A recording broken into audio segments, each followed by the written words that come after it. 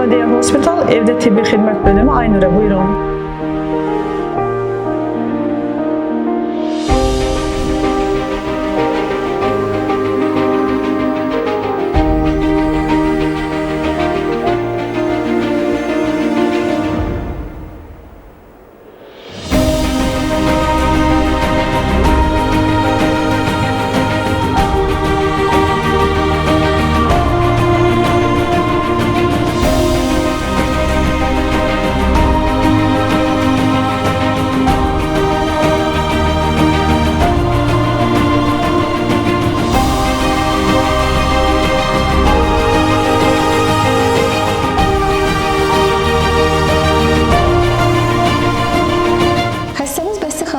Evinə komandamızla beraber gəldik. Xəstəmizin şikayətlərini dinlədik, gərəkən müayinələri etdik və gərəkən bilgi xəstəmizə ilətdik. Libonadiya xəstəxanası evdə tibbi xidmət şöbəsi olaraq hər zaman hər birinizin evində sizə hizmət göstərməyə hazırıq.